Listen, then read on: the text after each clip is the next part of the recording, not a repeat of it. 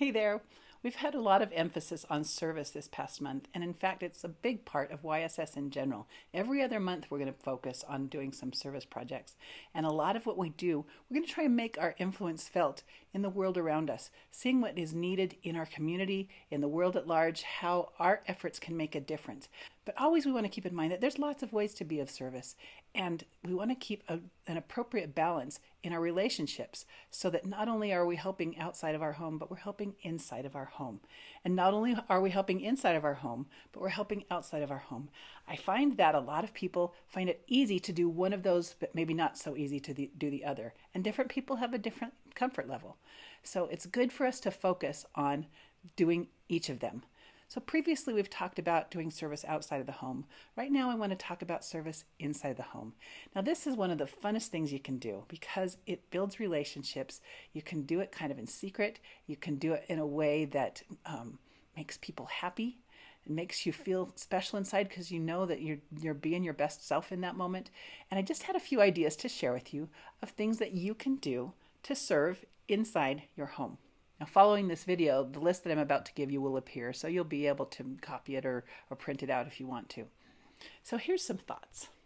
What if you made out of a shoebox and some stickers or craft paper or whatever, a little mailbox where you could share happy thoughts and write messages to one another in the home? What about giving someone a foot rub? I know a lot of people really like a foot rub or a hand rub or a scalp massage or even a face massage. A face massage is really something. You ought to try that and see if your people like it. You can make a service coupon book. That's a lot of fun. There's lots of resources online where you can print out little coupons, and they're great for stocking stuffers. They're great for birthday presents. They're great for just when somebody needs a lift, they need a little moment of somebody's looking out for me, somebody cares. A coupon book is a great idea for such a thing.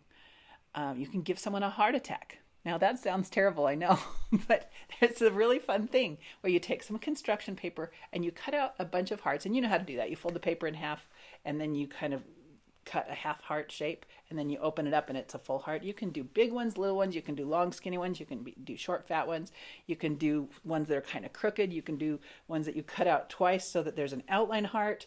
There's so many things you can do, and you have these hearts and you can write little messages of encouragement or love on them, and then you go paste it on the bed or the bedroom door or the wall or the mirror of somebody that you want to recognize with a little bit of love and encouragement. And then they can give a heart attack to someone else if they want to. How about doing a deep cleaning job without being asked? Go and swish and swipe your bathroom or scrub your kitchen sink. You could volunteer to make dinner, or you could entertain younger brothers and sisters while mom rests or studies.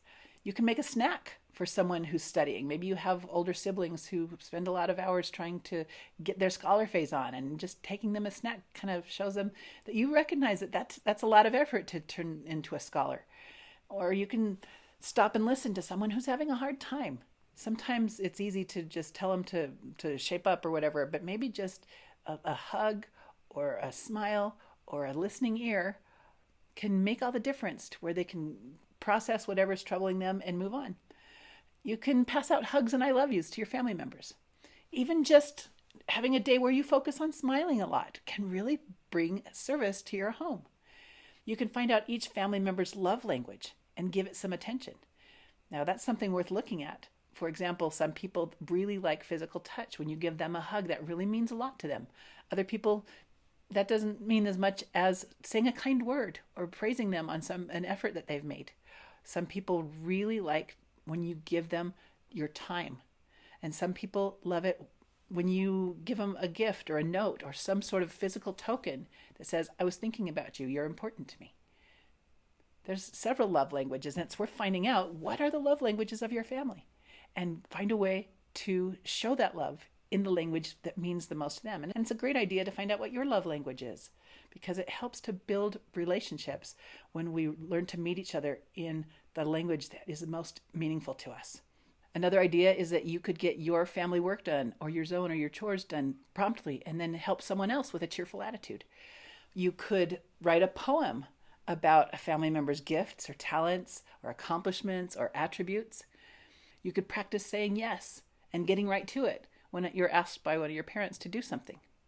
You could polish the kitchen appliances, get out some, blue spray or whatever, and just clean off the smudges, or get a little sponge and take off all the little bits of food that sometimes collect between times.